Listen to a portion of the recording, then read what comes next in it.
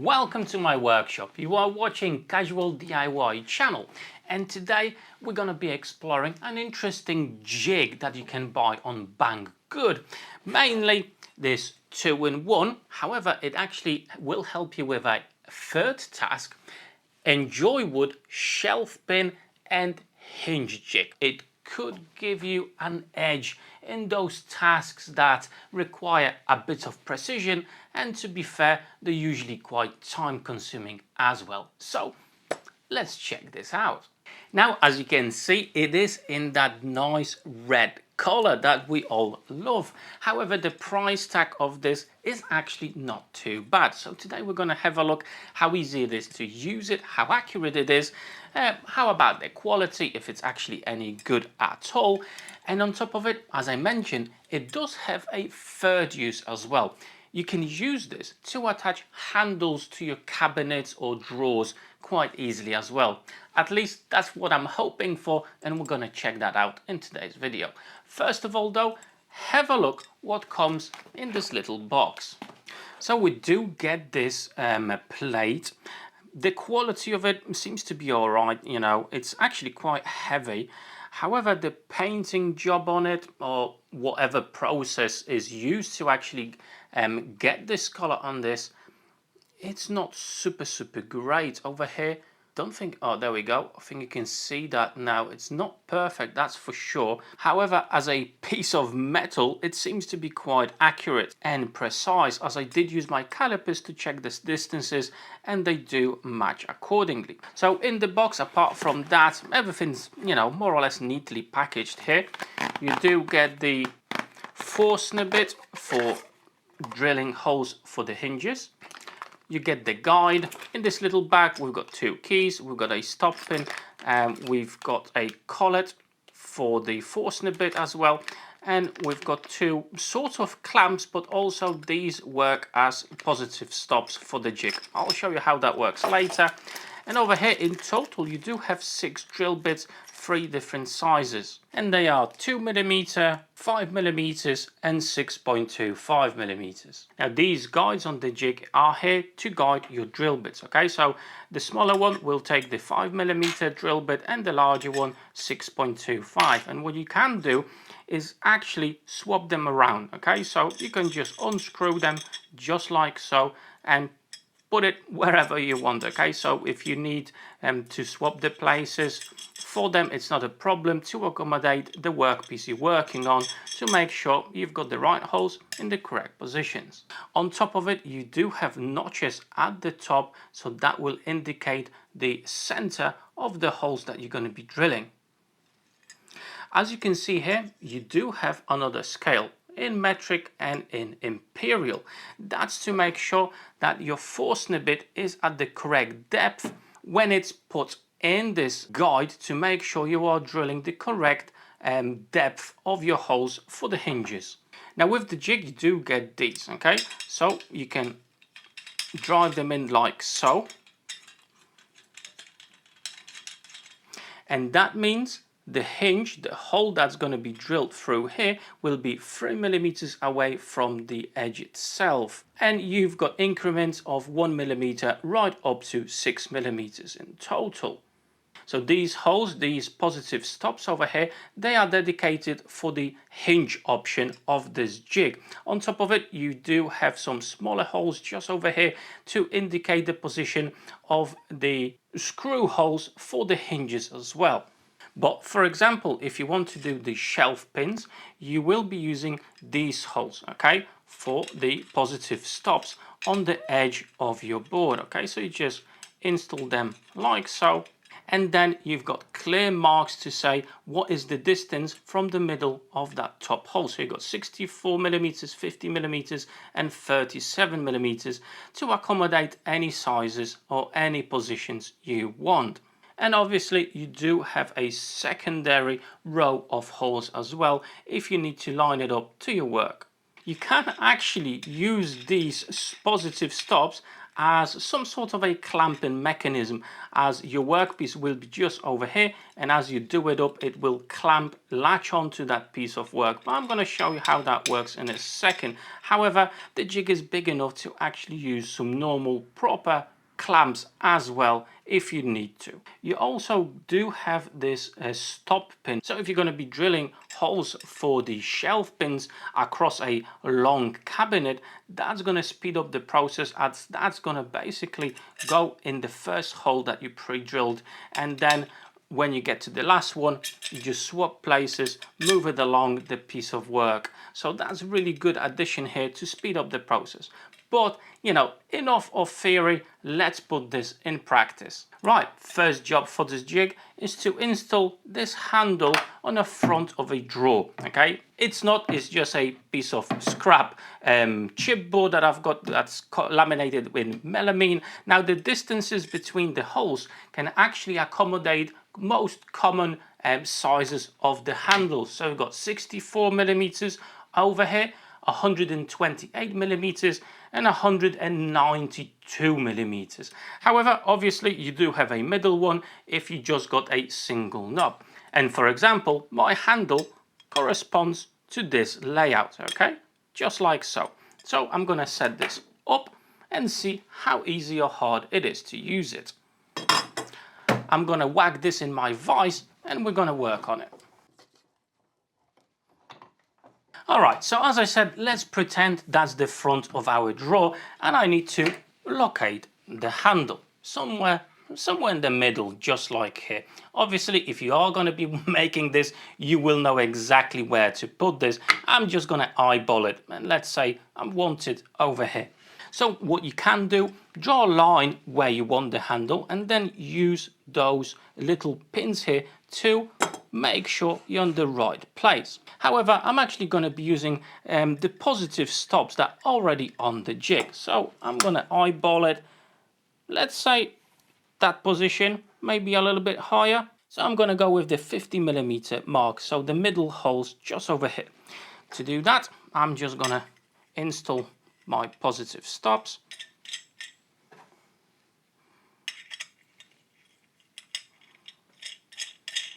And now I can rest it on top of my workpiece. Establish the position left to right, more or less so you are in the center. And now what you can actually do is to use these as clamps, okay? I'm just gonna do them up, and as you tighten them up, they will make sure the jig is not gonna move on you. Absolutely great solution. So simple, but it works. Now in my case, the size of my handle actually doesn't correspond to the middle pins, okay? So I'm a little bit off center. So what I can do, loosen this up, shift it slightly, and there you go. Again, if it was a piece of work that you are actually working on, you would have everything marked up. But I'm just showing you how all this works. With that done, I've installed the 5mm drill bit in my drill, and I can pre-drill the holes.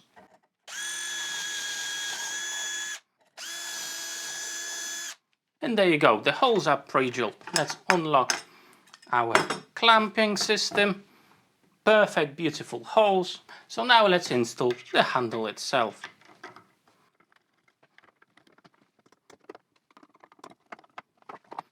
And there you go, guys. Bob's your uncle. Ever so simple to do. And that jig will help you out with aligning your holes for your handles regardless of the position, horizontal or vertical. So quite easy and simple to use for this task. The next thing we're going to tackle with this jig is some shelf pins. Okay, so they need to be spaced correctly in equal distances, and this jig offers you that. Okay, you've got two rows. You can use whatever row you want to accommodate your needs, and again you've got two different sizes. My pins are actually 5mm, so I'm going to be using the top collets. However, as I said, you've got the ones that are 5mm and 6.25, and you can swap them as you wish. And again, you've got the positive stops over here, 37, 50 and 64 millimeters, depending on what spacing you need and how far in of the board they need to be. In my case, I'm going to go for the 37 millimeters spacing with the top row.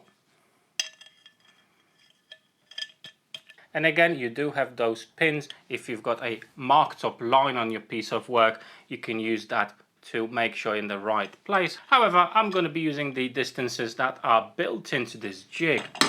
And I'm going to start right from the top edge over here. You may want to start somewhere from the middle. You can mark your work and do it whichever way you want.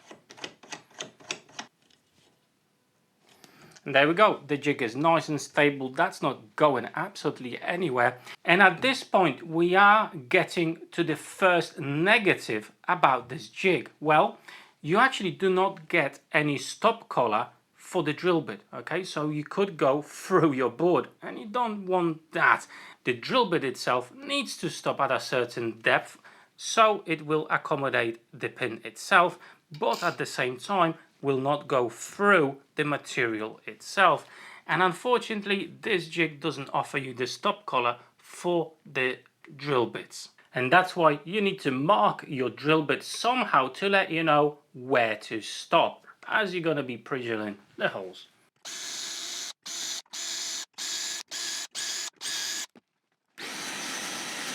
And now we can move along the length of the board, so you can undo your clamps. You can use the pin that's with the jig itself to make sure you are in the right position. There we go, that went into that hole, so you're in a correct distance. Lock these screws down and we can continue drilling our holes.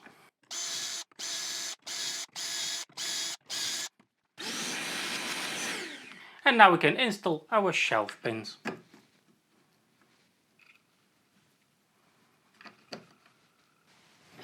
And there you go, all the pins installed correctly, in the right distances, no hassle at all. As you can see, pre-drilling the holes for the shelf pins is actually quite easy and straightforward. Now there is one more thing I want to point out to you with regards to this jig and making the shelf pin holes, okay? It only offers 7 holes at a time. Right, so it's fine if you're doing an off cabinet and maybe you're doing something for your house, maybe for your workshop, and you don't have that many to do, or the cabinets are relatively small, then this will be perfect. However, if you're in a business and you are creating massive cabinets that are 2 meters tall and you've got hundreds of holes to pre-drill, moving this along constantly could be a little bit tiring, and I would probably at that point recommend a jig that's basically longer and you don't have to move it constantly. But for a normal DIYer and the price that this goes for, that's actually pretty damn good, and I'm going to go to the pricing later on in the video. But now let's check out the final option, the final thing that this jig offers, i.e. pre-drilling the holes for some hinges. Right then, so first of all we actually need to set this up. I've removed the 2 collets from the jig itself so I can measure the distance of the Forstner bit to be in the correct position. Now the depth that needs to be taken from our hinge itself, and for me that's 12 millimeters, so I need to go 12 millimeters deep. Let's install that in, top of that tooth. And you do get a stop collet as well with a key to lock it in place. So measure accordingly, make sure in the right position, think about there, and I'm going to lock it in place. And with the Forstner bit in place, we can attach the jig to our workpiece. And as I mentioned before, you do have some distance options, 3, 4, 5 and 6 millimeters away from the edge itself. Obviously that will be dictated by your particular needs. I'm going to go for 5 millimeters. With your workpiece and the jig nice and stable, we can start drilling.